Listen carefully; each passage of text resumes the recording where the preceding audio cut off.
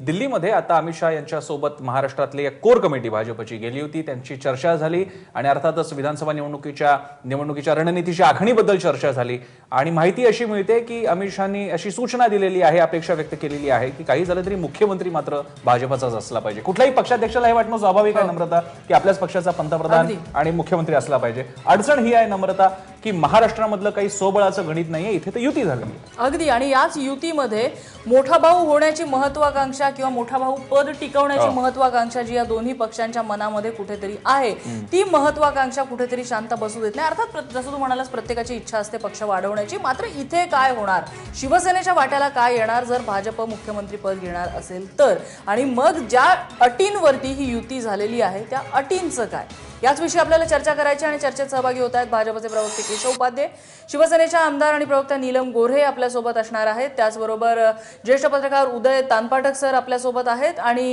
हितवादचे शहर संपादक राहुल पांडे सुद्धा या चर्चेमध्ये सहभागी होत आहेत। मी सुरुवातीलाच जाईन केशव उपाध्ये यांच्याकडे।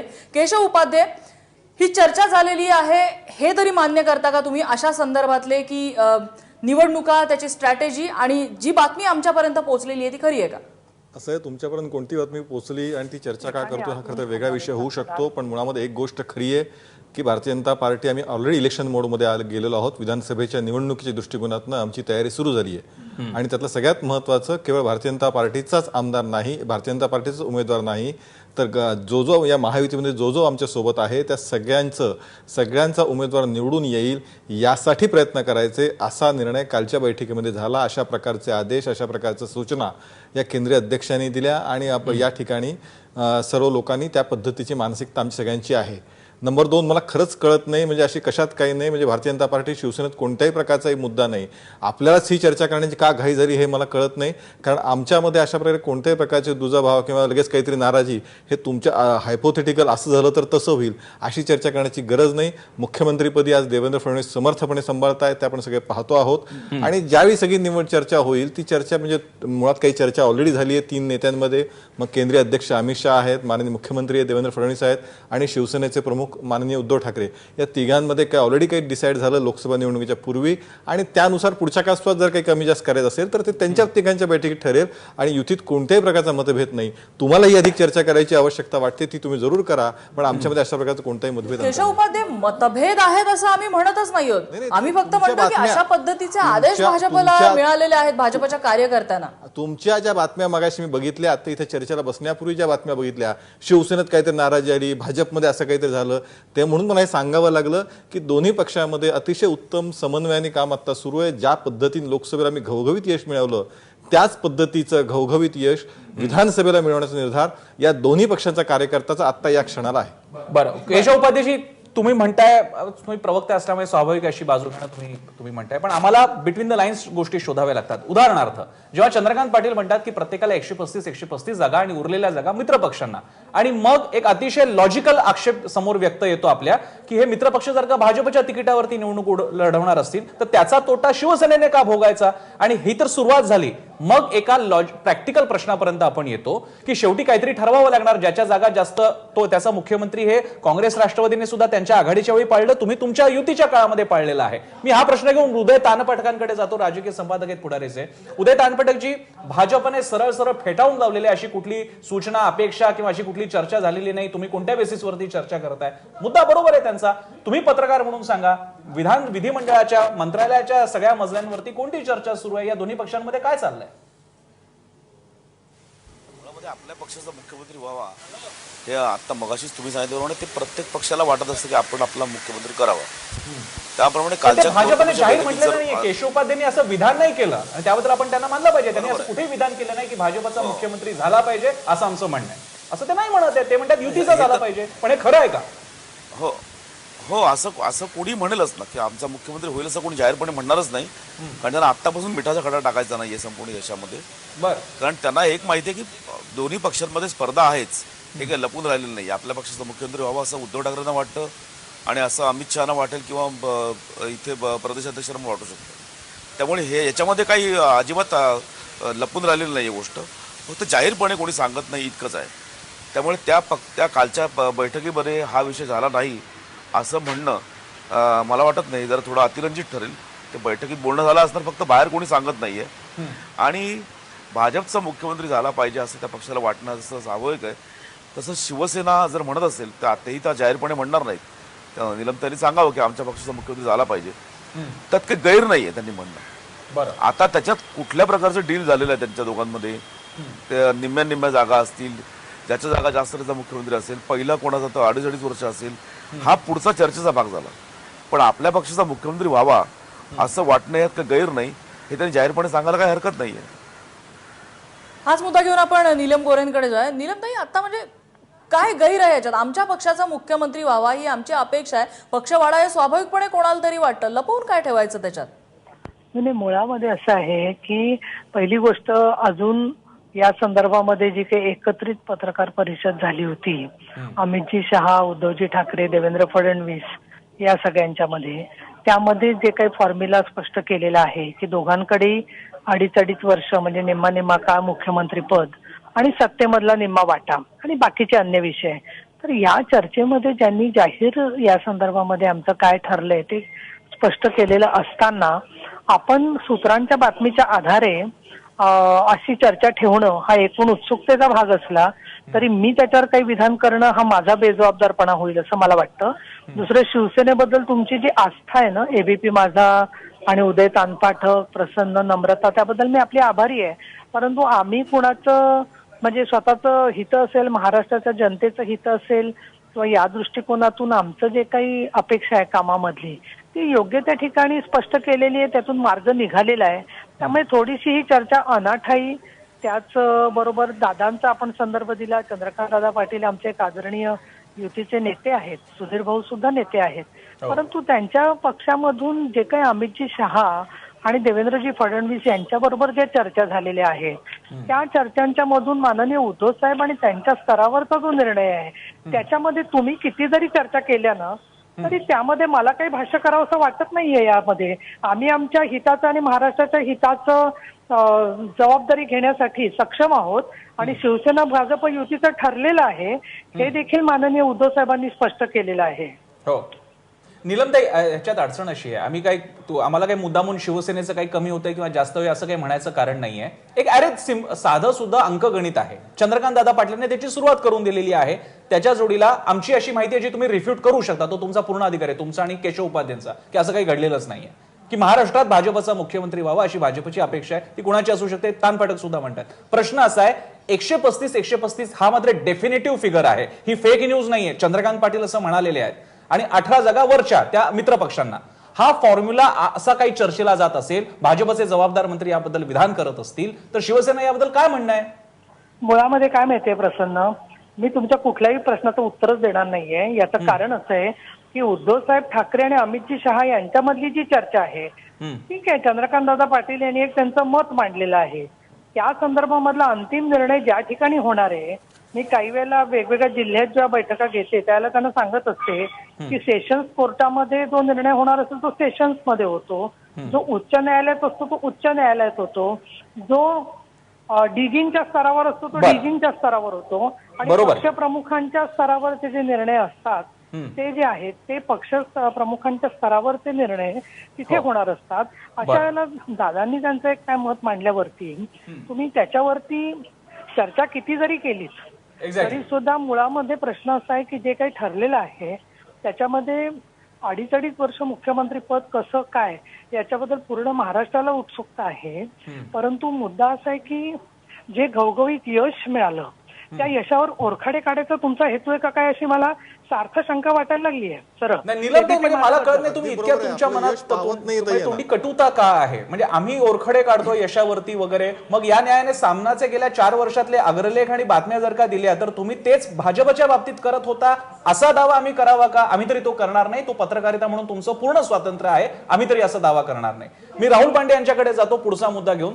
राहुल पांडेजी, माझा प्रश्न असा आहे, नीलम त्यांनी इकडे उदाहरण दिलं की सेशन कोर्टातला काही निर्णय असेल तरी सुप्रीम कोर्ट सर्वोच्च असतं, पण सेशन पासून हायकोर्टापासून बाकीच्या बेंचेस पर्यंत कायम निर्णय राहिला असेल तर सुप्रीम कोर्ट सुद्धा विचार करते की तो निर्णय कायम ठेवायचा का. माझा प्रश्न तुम्हाला असा आहे, आपण त्यांच्यातली गणितं सोडून देऊयात, एक पत्रकार म्हणून माझा तुम्हाला प्रश्न आहे, ज्याच्या जास्त जागा त्याचा मुख्यमंत्री हे भारतभर दिसलेलं एक कर्नाटकचा अपवाद आहे, नाही अशातला भाग नाही, पण साधारणपणे हे तत्व महाराष्ट्रात फॉलो झालेलं आहे.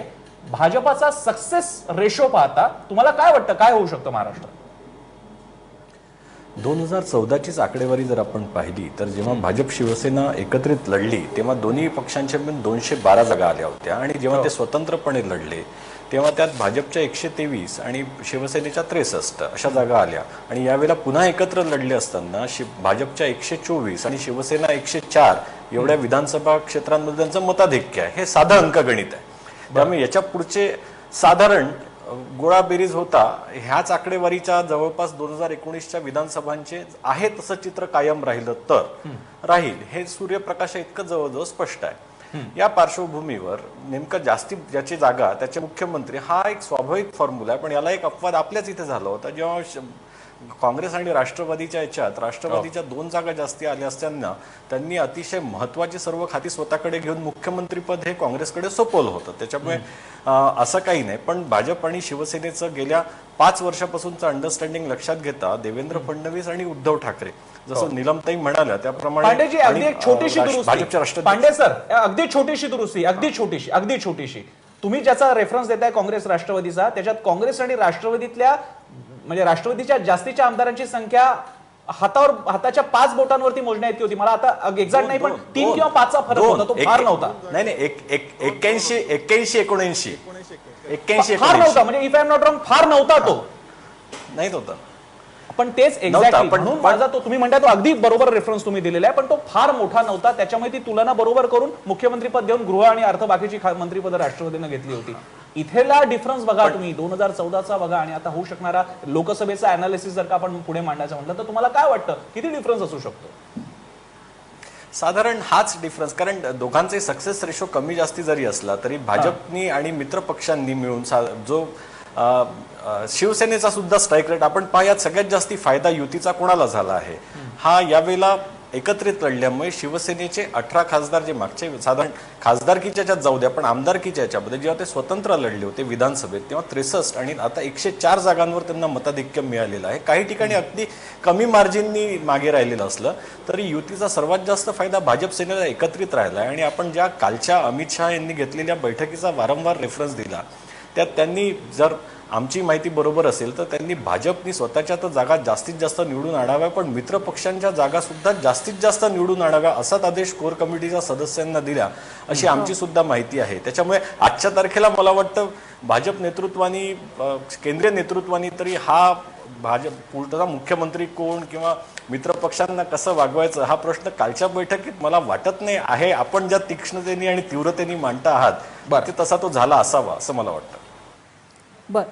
केशव उपाध्ये यामध्ये आणखीन एक मुद्दा आताच राहुल पांडे यांनी त्याचा उल्लेख केलेला होता की मताधिक्याच्या संदर्भात चर्चा झालेली होती. आणि आता इथे एक मुद्दा जो कन्सर्नचा आहे तो म्हणजे सुधीर मुनगंटीवार यांनी अगदी काही वेळापूर्वी आपण त्यांचा बाईट चालू त्यात त्यांनी सांगितलं होतं की भाजपचं मताधिक्य हे फार वाढलेलं नाहीये.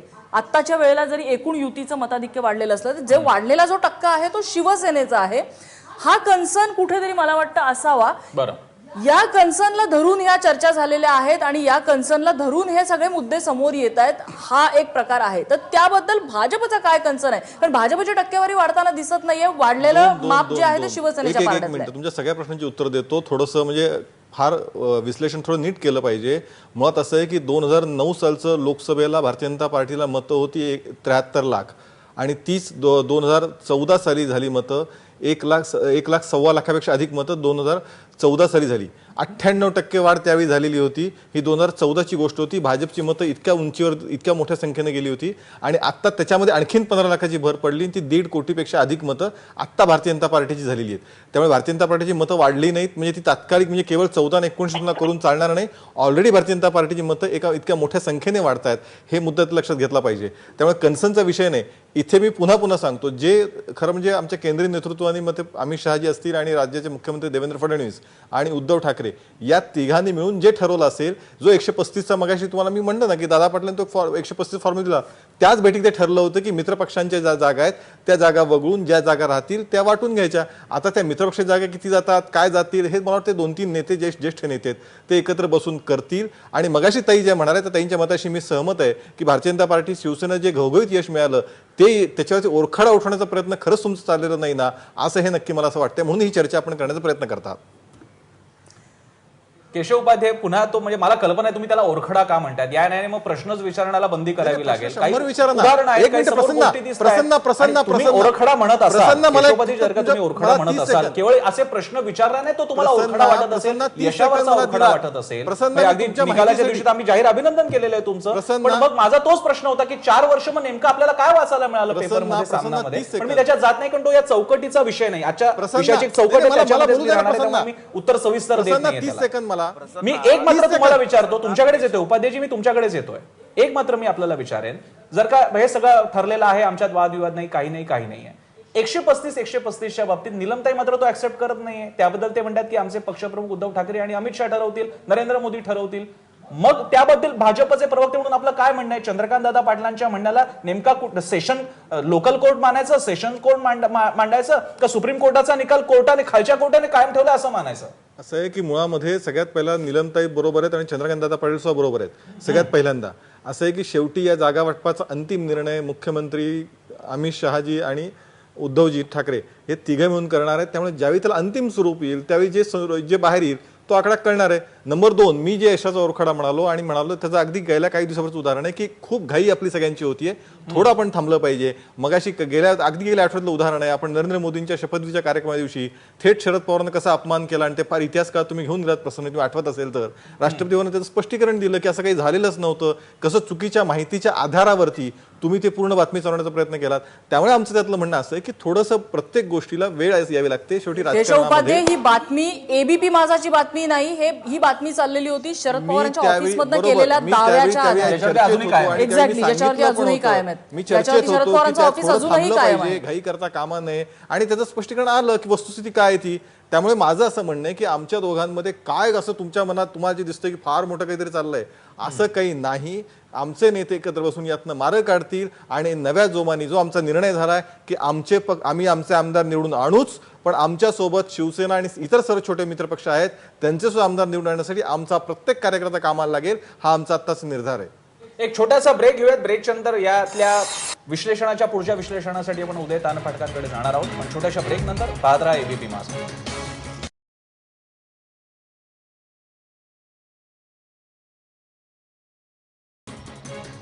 ब्रेक नंतर आपल्या सगळ्यांचं पुन्हा एकदा स्वागत. आपण पाहताय माझा विशेष. उदय तानपाटक ज्येष्ठ राजकीय संपादक दैनिक पुढारीचे आपल्यासोबत आहेत. उदय तानपाटकजी, हे खरं आहे की अशी कुठली विधानं जाहीरपणे होत नसतात, पण काही गोष्टी इम्प्लाइड असतात जे आपल्याला वर्षानुवर्षाच्या अनुभवाने कळत असतात.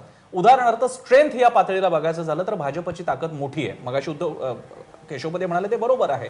अशा प्रमाणामध्ये जर का पुन्हा जास्त जागा येणार असतील, आपण गृहीत धरून चालतोय असं होणार असेल, तर शिवसेना अशा किती काळ बॅक स्टेजवरती राहणार आहेत जागांच्या बाबतीत, म्हणजे मुख्यमंत्री पदाच्या बाबतीत? 2014ची एक वेळ आली, पुढची वेळ आहे. अशा वेळी एकतर जागांचा फॉर्म्युला रद्द करून सरळ 2.5 वर्ष, किंवा यावेळी मुख्यमंत्री पद शिवसेनेचं, असा कुठले तरी वेगळे पर्याय यावे लागतील, अशी शक्यता तुम्हाला दिसते का? असं आहे की आता याबद्दल ही चर्चा आपण जी करतो आहोत ना, खरोखर तुम्ही आपण काय म्हणतोय की ही नंतर जागा वाटपाचं बोलण्याची ही या स्तरावर आता चर्चा आहे. जागा वाटप त्यांचं ठरलेलं आहे. आता उद्धव ठाकरेंनी कालच कोल्हापुरात सांगितलं की आमचं ठरलंय. आता त्यांचं काय ठरलंय हे आपण इथे बसून अंदाज नाही करू शकत, पण तरी सुद्धा तुम्ही म्हणता त्याप्रमाणे मुख्यमंत्री पदाबद्दल आपल्याकडे काही हिंट्स आहेत की आपल्याकडे काही हिंट्स आहेत. लोकसभेच्या पूर्वी झालेल्या युतीमध्ये समसमान जागा वाटपाचा मुद्दा दोघांनाही मान्य आहे. म्हणजे आता एक मुद्दा स्पष्ट झालेला आहे की विधानसभेच्या कमी जास्त नसतील, एकतर 135 135 असतील किंवा 144 144 असतील. काही केस आहेत ना आपल्याकडे, जागा आहे आपल्याकडे. नाही प्रसन्न, समसमान सत्तेचं वाटप, जागा वाटप नव्हतं. कोणताही नेता जागा वाटपाबद्दल बोललेलं नाही जाहीरपणे. समसमान सत्तेचं वाटप होईल हे त्यांचं विधान त्यावेळी होतं आणि तेही मला वाटतं अजूनही त्यांचं कायम असेल. बरं, आता सत्तेचं समान वाटप म्हणजे काय, याचा आपण अर्थ लावू शकतो. बरं, की 2.5 वर्ष कोणी घ्यायची, 2.5 वर्ष ह्या फॉर्म्युला सुद्धा आपण ठरवलेला आहे, म्हणजे आपण म्हणजे माध्यमाने ठरवलेलं आहे. 2.5 वर्षाचं उपमुख्यमंत्री पद हे कोणत्याही नेत्याने अजूनपर्यंत जाहीरपणे सांगितलेलं नाही. ज्यावेळी युती झाली, युतीची घोषणा झाली, त्याही वेळी समान सत्तेचं वाटप होईल हे सांगण्यात आलं. त्यानंतर उद्धव ठाकरे हेच म्हणाले आणि भाजपवाल्यांनी त्याला विरोध केलेला नाही आणि तेही हेच बोललेले आहेत. त्यामुळे मला वाटतं की मुख्यमंत्री पदाबद्दल समान वर्ष जे असतील ही पुढे ठरेल त्यांच्या, आता ह्याच्या पुढे ठरेल. आता त्यांचं काही ठरलं असेल आणि ठरलं असेल तर जाहीर करतील असं मला तरी वाटत नाही. प्रसन्न नीलम गोरे, सत्तेचं समान वाटप हे आता उदय तानपाठक यांनी सांगितलेलं आहे. सत्तेचं समान वाटप यामध्ये सुद्धा मोठा भाऊ छोटा भाऊ हे आता पूर्णपणे लयाला गेलं असंच म्हणायचं आपण, की राज्यामध्ये अजूनही मोठा भाऊ आणि छोटा भाऊ आहेत? नम्रता, मला असं वाटतं की म्हणजे वाईट वाटतंय मला हे बोलताना, पण तुझा आणि प्रसन्नचा आणि एबीपीचा थोडा अभ्यास कमी पडतोय. कारण ज्या वेळेला लातूरला नरेंद्र मोदीजींनी उद्धवजींना भाऊ म्हणून संबोधलं आणि नंतर देवेंद्रजींना विचारलं की आता महाराष्ट्रात काय आहे, तेव्हा स्वतः देवेंद्रजी फडणवीस यांनी उत्तर दिलेलं आहे की उद्धवजी महाराष्ट्रात मोठे भाऊ आणि देशामध्ये नरेंद्र मोदी उद्धवजींचे मोठे भाऊ. त्याच्यामुळे हे तुमच्या लक्षात असतं तर तुम्ही प्रश्नच विचारला नसता आम्हाला. दुसरं मला आभार पण मानायचे तुमचे की या निमित्ताने आपण एक चर्चेची संधी देत आहे आम्हाला. परंतु उद्धवजींनी काल जो दुष्काळाच्या प्रश्नावरती काही पीक विम्याच्या बद्दलचे मुद्दे मांडले, 17 जून पासून अधिवेशन होत आहे, त्याच्यामध्ये काही विधेयक अर्थसंकल्प येणारे, तर त्यामध्ये जे काही अजून अपुरे राहिले असतील अंमलबजावणी किंवा लोकांचे प्रश्न ते पूर्ण करण्यासाठी आमचं जास्तीत जास्त एकाग्रता असणार आहे. कारण तुम्ही पाहिलं की लोकसभेच्या वेळेला अत्यंत कमी वेळामध्ये किंवा अनेकांना त्याचा धक्काही बसला, तो निवडणूक संपली आणि निकाल लागले तरी ते पचवू शकलेले नाही दुर्दैवानी. तरी पण असं अत्यंत एक चांगल्या पद्धतीचं मनोमिलन होऊन सगळ्यांना बरोबर निवडून आणून प्रत्येकाला कशा पद्धतीने राजकीय फायदा होऊन त्याचा सामाजिक सेवा करता येईल हे स्वतः नरेंद्र मोदीजींनी सांगितलेलं आहे. आणि माननीय उद्धव साहेब आदित्य हे सगळे जण आपलं त्याच्यासाठी पाठपुरावा चाललाय. अशा वेळेला एकदा खरं सांगायचं तर ती जबाबदारी पक्ष नेतृत्वावर सोडली की मग आपण आपल्या चिमुकल्या मेंदूंना याचा त्रास देत बसायचा. त्याच्याऐवजी महाराष्ट्राच्या हितासाठी जास्त एकाग्रता ठेवली तर चांगलं होईल असं आम्ही ठरवलंय. तुम्ही जरूर चर्चा करू शकता, तुम्ही चौथा स्तंभ आहात. अंदाज पंचामध्ये जे अनेक आपल्या अंदाज वर्तवले गेले त्याचे किती टक्के खरे निघाले याच्यावर एकदा आपण खरंच विश्लेषण केलं पाहिजे. कारण लोक फार सिरियसली घेतात तुम्हाला. अशा वेळेला आपण चर्चेमध्ये कुठलेही निष्कर्ष काढताना ते अँकरच्या मार्फत जेव्हा तुम्ही बोलता त्यावेळेला खरंच लोकांना असं वाटत असतं की तसं घडणार आहे.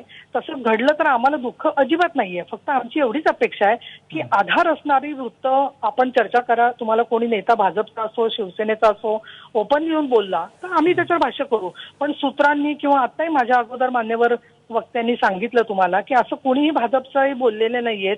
तर या संदर्भामध्ये मला असं वाटतं उगाच आपण कुठेतरी भ्रम लोकांमध्ये तयार होणाऱ्या बातम्या नाही पसरवणं. कोणी ऑनलाईन रेकॉर्ड बोललं तर आहे ना, दोन्ही पक्षांची तयारी असते त्याच्यावरती बोलायची. पण जसं काही घडलंच नाही किंवा काय ठरलंय ते योग्य त्या वेळेला योग्य त्या पद्धतीने उद्धवजी अमित शहा आणि देवेंद्र फडणवीस जाहीर करतील. तोपर्यंत आपण सगळे वेट अँड वॉच करूया एवढीच आमची अपेक्षा आहे. नीलमजी, म्हणजे मी आशा करतो मी तुम्हाला कुठेही मध्ये रोखलेलं नाही. तुम्हाला पूर्ण तुमची भूमिका तुम्ही मांडलेली आहे.